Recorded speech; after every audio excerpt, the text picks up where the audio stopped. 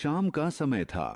सूरज ढल चुका था और गांव सूरजनपुर पर हल्का हल्का अंधेरा उतरने लगा था। गायें लौट रही थीं और दूर कहीं मंदिर की घंटी धीरे धीरे बज रही थी।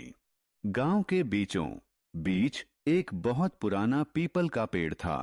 इतना पुराना कि कोई नहीं जानता था वो कब लगाया गया था। लोग कहते थे उस पेड़ के नीचे रात में नहीं जाना चाहिए। गांव में एक लड़का रहता था, मोहन, लगभग 14 साल का, जिज्ञासु और थोड़ा निडर। उसे भूत प्रेत की कहानियों पर कभी विश्वास नहीं था।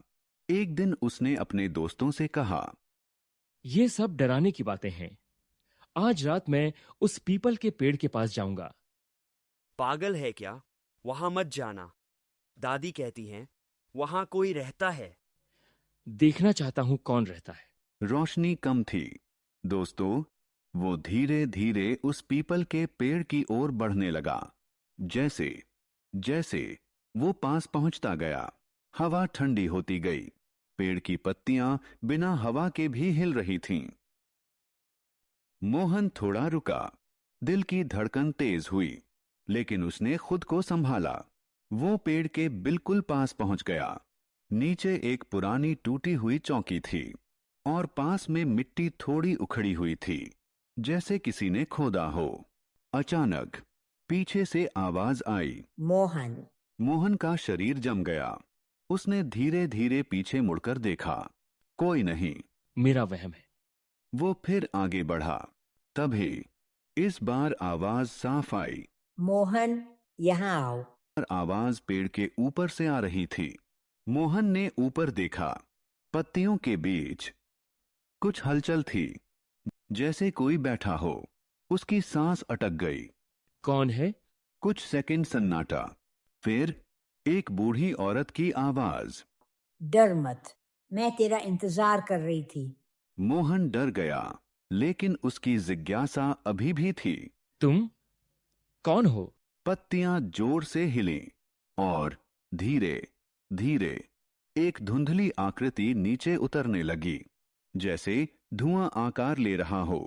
वो एक बूढ़ी औरत थी।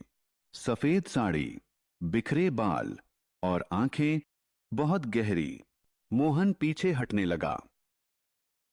कौन औरत सा हल्के सच? से मुस्कुराई। तुम ही तो आए थे सच जानने। मोहन कांपते हुए बोला। कौन सा सच? औरत ने पेड़ के नीचे की मिट्टी की तरफ इशारा किया। यहाँ एक राज दफन है।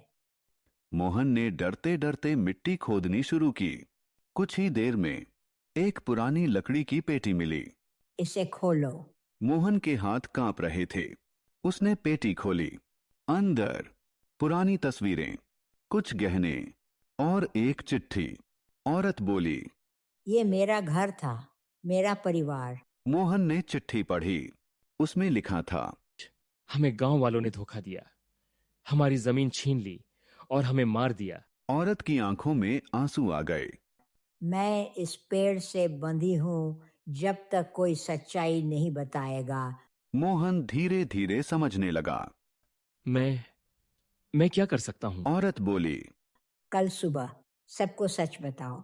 अचानक हवा तेज हो गई। पेड़ जोर जोर से हिलने लगा। औरत गायब हो गई। मोहन डरते हुए घर भाग गया। अगली सुबह गांव के चौपाल में सब इकट्ठा थे। मोहन ने हिम्मत करके सारी बात बता दी। लोग पहले हंसे, फिर जब पेटी और चिट्ठी देखी, सब चुप हो गए।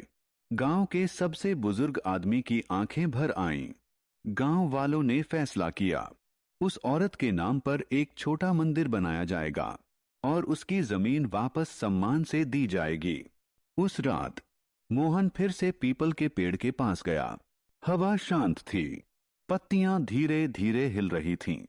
अचानक वो औरत फिर दिखाई दी, लेकिन इस बार उसके चेहरे पर शांति थी। धन्यवाद मोहन। धीरे धीरे वो रोशनी में बदल गई और हवा में गायब हो गई। उस दिन के बाद पीपल का पेड़ कभी डरावना नहीं लगा। लोग वहां पूजा करने लगे। लेकिन रात में अगर कोई ध्यान से सुने तो पत्तियों की सरसराहट में एक हल्की आवाज आती है। सच हमेशा सामने आ ही जाता है।